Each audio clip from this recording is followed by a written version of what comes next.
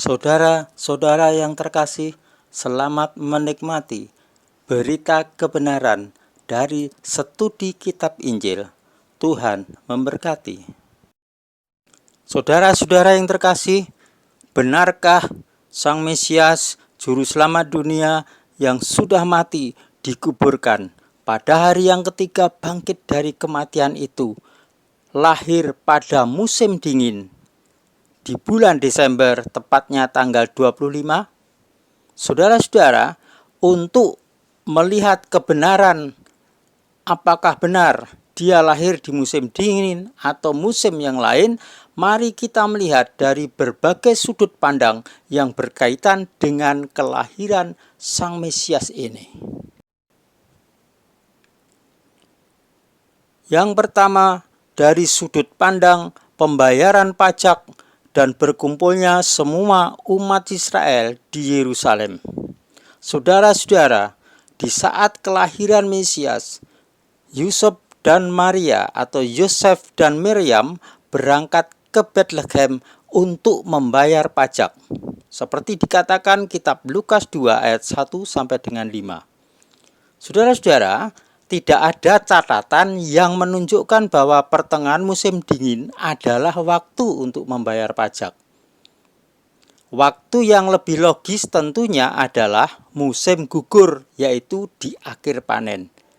Jika ini yang benar, maka itu adalah saat hari raya peniupan sangkakala atau hari raya Yom Teruah di Yerusalem, yang dapat menjelaskan kenapa Maria atau Miriam pergi bersama Yusuf di dalam kitab Lukas 2 ayat 41.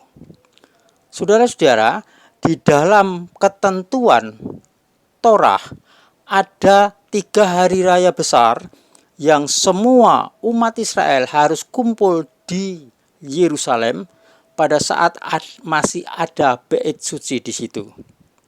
Hari raya yang pertama adalah hari raya Pesah atau roti tidak beragi, yang kedua hari raya Shavuot atau Pentakosta, yang ketiga adalah hari raya Sukkot. Saudara-saudara, untuk hari raya Pesah atau roti tidak beragi itu terjadi pada musim semi. Ya. Kemudian juga Shavuot atau Pentakosta dan hari raya di musim gugur itu ada 3, yaitu hari raya peniupan sangkakala atau Yom Teruah, kemudian hari raya Yom Kippur atau hari raya pendamaian, yang terakhir hari raya Sukkot atau hari raya pondok daun. Nah, pada hari raya musim gugur ini itu adalah di akhir panen. Semua kumpul di kota Yerusalem.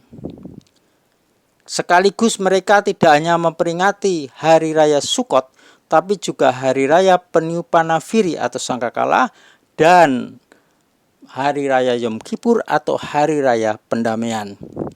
Oleh sebab itu kita bisa mengerti di sini saudara-saudara, yang menjelaskan kenapa bahkan di Bethlehem tidak ada tempat bagi mereka di rumah penginapan, seperti dikatakan kitab Lukas 2 ayat 7. Yerusalem biasanya adalah kota berpenduduk 120 ribuan. Tapi selama hari raya kadangkala dapat mencapai 2 juta lebih orang Israel berkumpul. Kumpulan orang sebanyak itu bukan hanya memenuhi Yerusalem, tapi juga kota-kota sekitarnya, termasuk Bethlehem yang jaraknya hanya 5 mil atau 7,5 km di sebelah selatan kota Yerusalem. Inilah saudara-saudara, kita melihat di sini bagaimana mereka berkumpul. Pertama, pemerintahan Romawi menentukan pembayaran pajak tentunya pas mereka semua berkumpul, yaitu hari raya di musim gugur. Khususnya hari raya peniupan sangkakala yang merupakan hari pertama. Kemudian nanti hari raya kedua, Yom Kippur dan Sukkot. Itu terjadi dalam satu musim, jaraknya hanya tanggal 1, kemudian tanggal 10, dan tanggal 15. Sehingga pada saat itulah mereka semua di Yerusalem.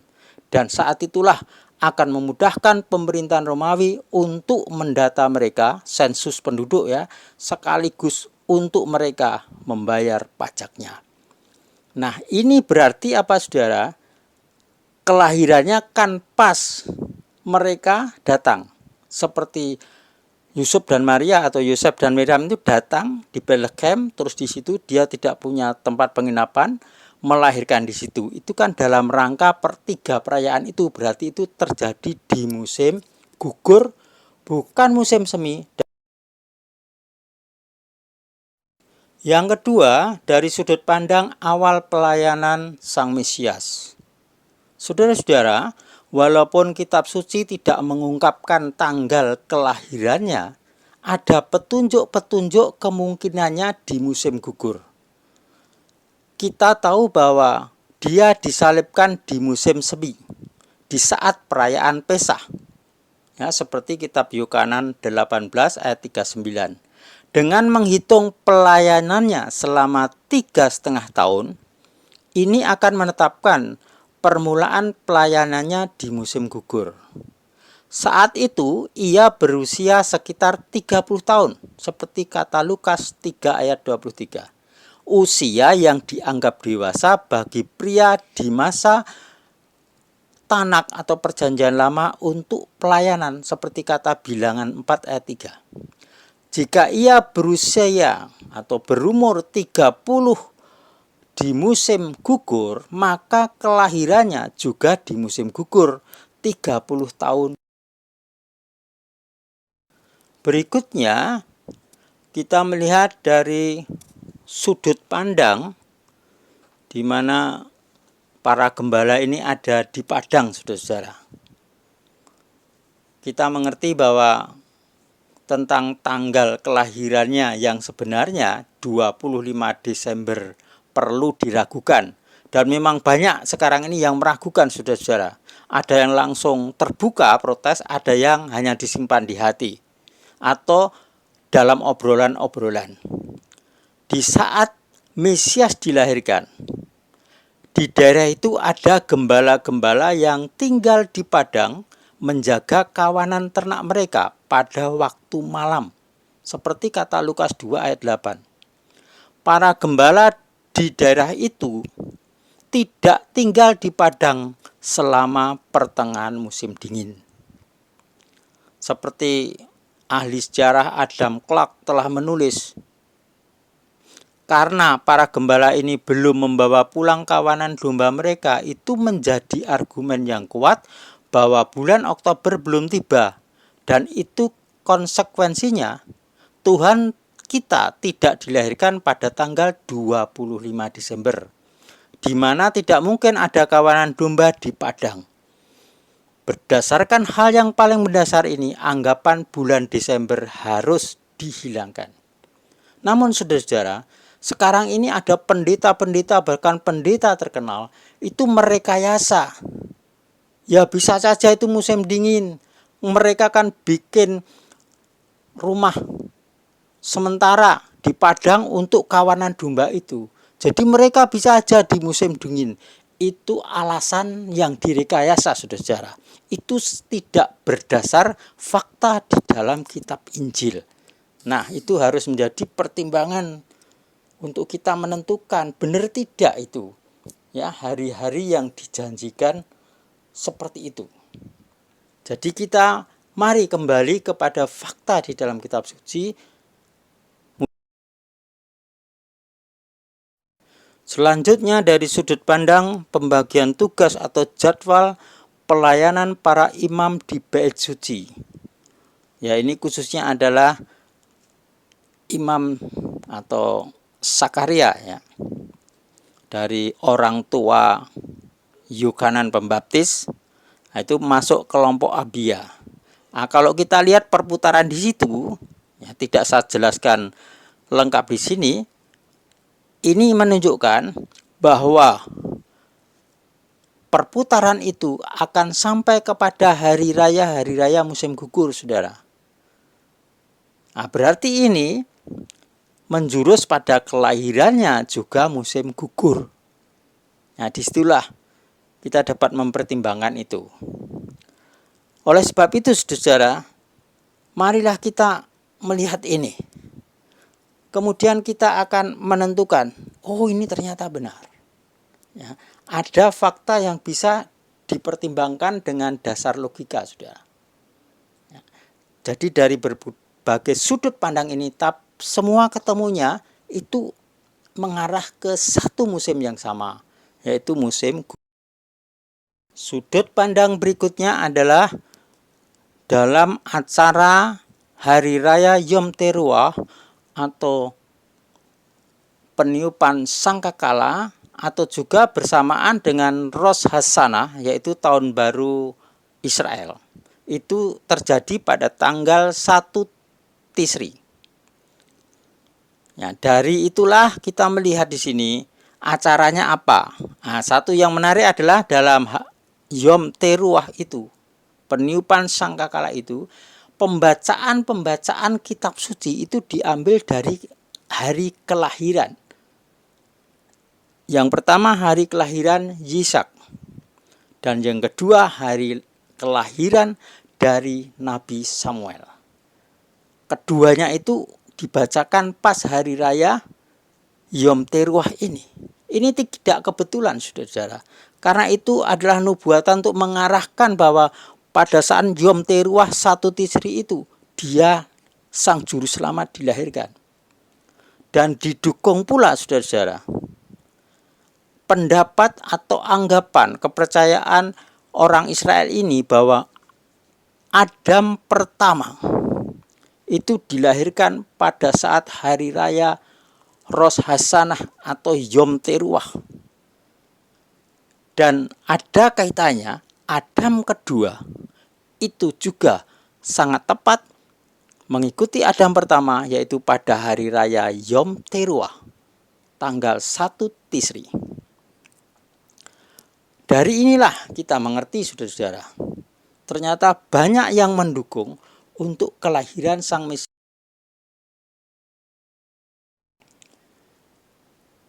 Dasar sudut pandang yang keenam, ini sesuatu yang kita benar-benar kagum, saudara-saudara. Mengapa? Karena ada namanya Dr. Ernest L. Martin dalam bukunya The Star That Astonished the World itu mengatakan bahwa kesejajaran planet-planet yang terjadi pada tahun ketika Mesias dilahirkan itu berasal dari nubuat yang ada di dalam kitab Wahyu 12. Jadi dia itu bicara tentang Betullah, saudara, seorang perawan yang digambarkan di dalam kitab Wahyu 12 itu. Dan di situ itu ajaibnya, saudara-saudara, karena dia seorang ahli astronomi yang terkenal, terjadi kesejajaran planet-planet. Dan itu hanya terjadi pada saat itu juga, tanggal itu juga, dan tidak terjadi sebelumnya atau setelahnya. Nah, tanggal berapa itu? Tanggal 11 bulan September tahun 3 sebelum Masehi. Jadi di sini jelas sekali, saudara-saudara, bahwa tanggal 11 bulan 9 tahun 3 sebelum Masehi, pas terjadinya kesejajaran planet, pas kelahiran anak laki-laki seperti dalam Wahyu 12, itu menunjukkan bahwa itulah tanggal kelahiran Sang Mesias yang sebenarnya. Luar biasa, saudara. Jadi dari segi astronomi saja bisa menilai. Kemudian dasar pandangan kita untuk meneliti apakah Mesias lahir di musim dingin atau tidak, itu dari Bible Code yang dibuat oleh Roy Arenholt. Dia membuat Bible Code itu demikian telitinya, saudara. Dan itu mengarah pada tanggal 11 September tahun 3 sebelum Masehi. Itu penanggalan yang umum seperti kita. Nah, bagaimana dengan penanggalan Israel atau Yahudi? itu tepatnya tanggal 11 September tahun 3 sebelum Masehi, itu persis sama dengan pas perayaan Yom Teruah atau hari raya peniupan sangkakala. Tanggal 1 Tisri, tahunnya adalah 3759. Saya ulangi, 1 Tisri tahun 3759. Luar biasa. Kalau Sang Mesias lahirnya tanggal 11 September tahun 3 sebelum Masehi atau tanggal 1 Tisri tahun 3759, dia lahir di kota Bethlehem Efrata. Maka mengapa banyak orang bahkan gereja terkenal merayakannya tanggal 25 Desember? Lantas 25 Desember itu memperingati siapa sebenarnya? Saudara-saudara, perayaan musim dingin sangat populer di zaman dulu. Ya, pada tahun 3 sebelum Masehi termasuk itu, saudara. Contohnya ada di pagan atau penyembahan. Pagan itu penyembahan dewa-dewa, baik di kota Roma maupun Yunani. Di masa orang-orang barbar Teutonik, di masa peradaban kuno Mesir, di masa awal bangsa-bangsa di timur, barat, utara, dan selatan, periode di mana titik balik matahari terjadi di musim dingin adalah periode kesukacitaan dan perayaan.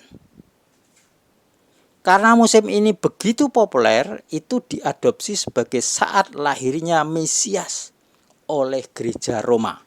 Itu seperti tertulis atau disampaikan oleh Walsh, ya, Curiosities of Popular Custom halaman 242. Jadi ini sejarah aja mencatat, sudah. Kemudian belakangan ketika gereja-gereja di berbagai tempat mulai merayakan hari lahir Mesias, ada banyak perbedaan pendapat tentang harinya yang tepat. Dimulai pada akhir abad keempat ketika gereja Roma Katolik merayakannya pada tanggal 25 Desember. Dan lalu di abad kelima seperti diungkapkan oleh The Encyclopedia Americana, dikeluarkan perintah bahwa hari lahir Mesias untuk selamanya ya harus dirayakan di tanggal ini, maksudnya 25 Desember. Walaupun ini adalah hari raya Roma kuno atas kelahiran Dewa Sol atau Dewa Matahari, ya, yang merupakan salah satu nama dari Dewa Matahari. Sebab ada Dewa Matahari yang disebut juga Mitra, ya, itu Dewa Sol. Sama, yang jelas itu mengarah ke Dewa Matahari. Karena itu sudah terjadi, saudara, di perayaan-perayaan kuno penyembah dewa, dan saat itu hampir seluruh Roma itu semua sudah hatinya melekat pada hari raya ini, titik balik matahari terbit, ya, yang itu merupakan hari raya hampir semua penyembah dewa matahari. Kalau mengubahnya sulit, maka supaya mereka juga mengikuti kekristenan, maka ditetapkan tanggal 25 Desember sebagai hari raya Mesias. Otomatis apa, saudara? Mereka bisa menerima. Mulanya hati mereka memang ke Dewa Sol. Lama-lama mereka juga memanggil itu harinya Sang Mesias sampai sekarang, saudara. Jadi tanggal 25 Desember itu hari tanggal lahir Sang Mesias, buatan atau bentukan seorang manusia, seorang kaisar yang sangat terkenal saat itu. Oleh sebab itu, saudara, tanggal 25 Desember bukan hari kenyataan, tidak berdasar fakta-fakta yang saya sebut tadi, tapi hari yang disesuaikan dengan hari raya Dewa Pagan dalam hari rayanya yang terbesar saat itu. Oleh sebab itu, saudara, Dengan ini kita melihat bahwa tanggal 25 Desember itu jelas di daerah Timur Tengah, khususnya di Israel, itu musim dingin. Dan Mesias tidak dilahirkan di musim dingin, tapi musim gugur. Tepatnya dilahirkan di Bethlehem Efrata, tanggal 1 bulan Tisri, tahun 3759 penanggalan Yahudi, atau tanggal 11 September tahun 3 sebelum Masehi. Inilah yang benar, saudara. Haleluya. Semua akhirnya dibukakan.